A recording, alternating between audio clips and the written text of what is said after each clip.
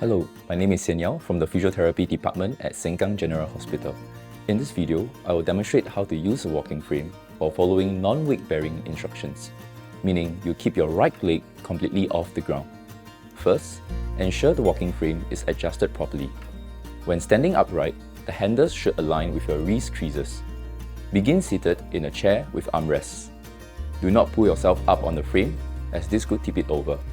Instead, lean forward, press up using your hands on your chair arms and your left leg to stand. Keep your right leg off the floor at all times. Hold the handles firmly and lift the frame straight ahead about 1 full step length. Keep your right leg slightly bent and elevated. Lean forward, transfer your weight through your arms into the frame. Gently step your left leg forward into the center of the frame. Repeat. Leave frame, lean through handles, step left leg. To sit, back up to the chair until you can feel it behind your legs. Reach for the chair arms and gently lower yourself down, continuing to keep your right leg off the ground.